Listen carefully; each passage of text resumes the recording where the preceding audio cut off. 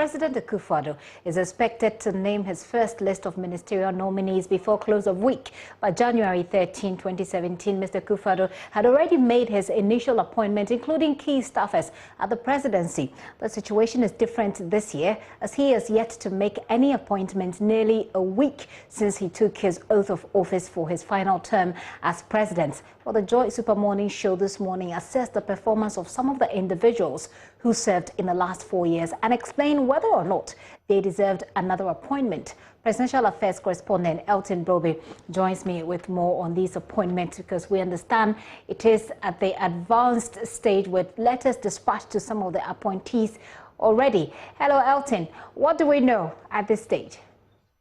So, Gifty, just like you yourself said, all of us are waiting for that final letter that should come from the office of the president.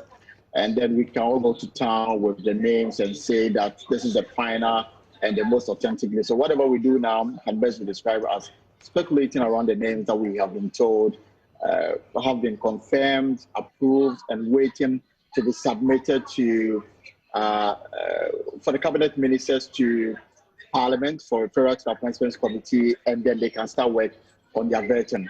But at the Jubilee House, for example, we are expecting the first set of appointments to come, and these are appointments that does not require parliamentary approval.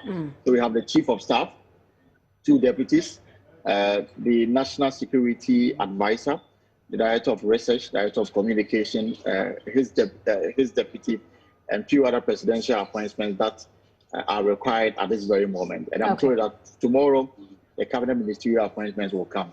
So right. You can start from the presidential secretariat. Am I losing you, Elton? It looks like I'm losing you a bit, but because we've run out of time, Elton, I'm wondering if you have any names to go through with us right now. So for what I've checked and what I've been confirmed, I've spoken to some of these individuals. Some will not go on record, but they told me that they've been contacted by the president himself, and they are now waiting for that announcement to be formalized. For example, we are told that Dr. Matthew Prempeh, who is the MP for Manchester South, is highly tipped to take over from the newly elected MP for Hawaii constituency in the Volta region as the energy minister, whilst Peter Amewu will move to the railway ministry as substantive minister. Now, if you go further, we have former Deputy Education Minister Dr. Yaodichum. My information is you could be elevated as substantive minister at the Ministry of Education.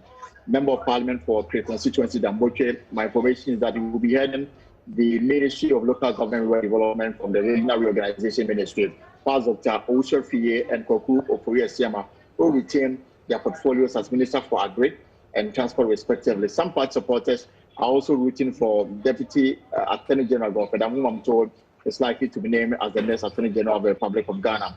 New entrants, 2 Deputy Chief of Staff, Samuel Bujina Pop, and Asenso Boache. My information that they will be moving to the Ministry of Lands and Natural Resources and Works and Housing, respectively.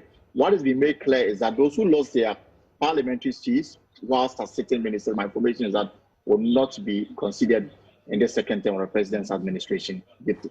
Well, we'll wait and see how it goes. Elton, very grateful for the information you've gathered. Elton Brobe is our presidential affairs correspondent, sharing with us the details that he has gathered behind the scenes. But we're waiting on President Akufo-Addo to let us know. But a quick one, though. The second day of meeting by leaders in Parliament to agree on who controls the House ended inconclusively.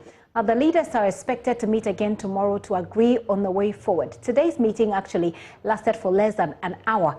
And according to the Deputy NDC Whip Ibrahim Ahmed, the refusal of former MP Andrew Zamwako Siama to write officially to the Speaker on which side of the House he chooses to do business with is what is stalling the process. Joseph Opoku Gakpo has details. He'll be joining my colleague Israel Lai later with in our subsequent bulletins to give you details of what is turning out to be a rather interesting development in Parliament.